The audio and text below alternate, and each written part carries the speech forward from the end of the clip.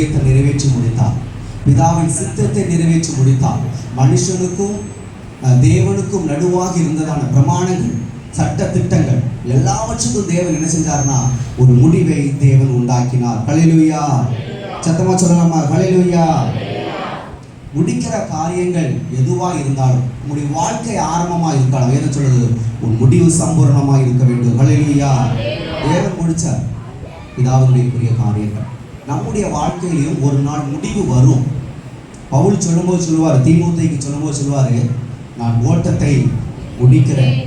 அது எப்படி முடிக்கிறேன்னு சொன்னார்னா ஜெயமாய் முடிக்கிறேன். ஹல்லேலூயா.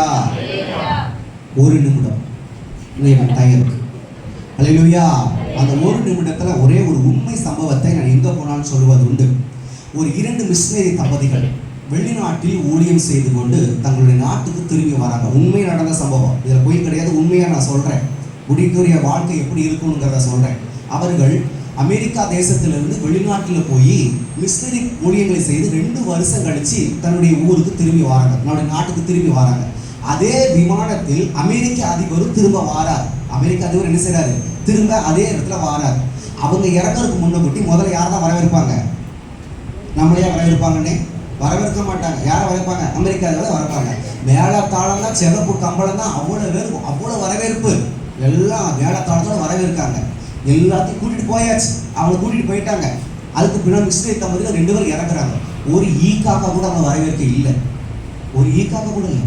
அவருக்கு அவ்வளோ அழுகு வந்துருச்சு.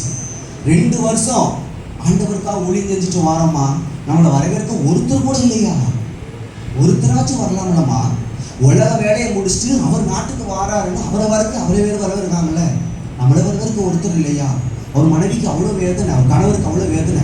புலம்பிக்கிட்டே இருக்காரு, சாப்பிட மாட்டேங்காரு, ஒன்றுமே செய்ய மாட்டேங்காரு. வீட்டுக்கு வராரு, மனைவி அதை சாப்பிடுங்க, எனக்கு வேண்டாம், ஆண்டவருக்கான ஊழியம் செஞ்சு என்னம்மா ஊழியத்துக்கு ஒருத்தர் வரல. அவர் எப்பொழுதும் ஜெபம் பண்ணுகிற நேரம் வரும். அவர் மனைவி சாப்பாடை வச்சுட்டாரு. வேண்டாம், மனசு சரியில்லை, எனக்கு வேண்டாம். அவர் சொல்லிச்சா, இங்கே இவ்வளோ குழம்புறீங்கல்ல, ரூமில் போய் ஜோம் பண்ணுங்க, உங்களை அறையில் ஜோம் பண்ணுங்க. ஆமாம், நான் அவரை கேட்காம விட மாட்டேன் அப்படின்னு கண்ணீரோடு போனாரா ரூமுக்குள்ளே. க்ளோஸ் பண்ணினார். க்ளோஸ் பண்ணி முடிச்சு 5 நிமிஷம் வெளியே வந்துட்டார். மனுஷன் சந்தோஷமாக வெளியே வந்துட்டார். சிரிச்சுட்டே வராரு. 5 நிமிஷத்தில் என்ன நடந்துச்சு? அவன் மனைவி கேட்டாங்க, எடுத்து இப்போ தானே ஜோம் பண்ண போறீங்க, இவ்வளோ சந்தோஷமா? அப்போ சொன்னாரா, நான் முழங்கால் படியிட்டு ஜோம் பண்ணணுமா? நான் முழங்கால் படியிடும் பொழுது என் மன வேதனையை தான் தேவ சமூகத்தில் சொன்னேன்.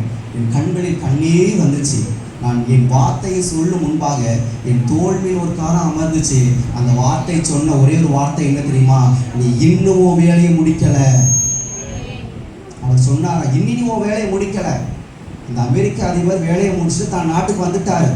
ஆனால் உனக்குரிய நாடு இது கிடையாது. நீ இந்த பூமியில வாழுகிற நாட்கள் எல்லாமே நிரந்தரமற்ற ஒரு வாழ்க்கை. நீ உன் வாழ்க்கையின் பிரயாணம் உன்னை குறித்த சித்தத்தை முடிச்சுட்டு நீ பரலோக ராஜ்யத்துக்கு வா.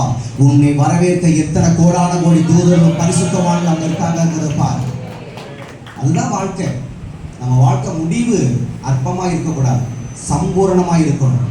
தேவன் தம்முடைய வாழ்க்கையை முடிச்சு கொடுத்தாருங்க, சம்பூரணமாய் முடித்தார். நான் ஜெயமுள்ள வாழ்க்கை வாழ்ந்தேன், நீங்களும் ஜெயமுள்ள வாழ்க்கை வாழ்ந்த. பரலோக ராஜ்யத்தில் முடிவில்லாத ஒரு ராஜ்யத்தை தேவன் நமக்கு ஆயத்தம் பண்ணினார். ஹல்லேலூயா, ஹல்லேலூயா. வேதம் சொல்லுகிறபடி முடிந்தது.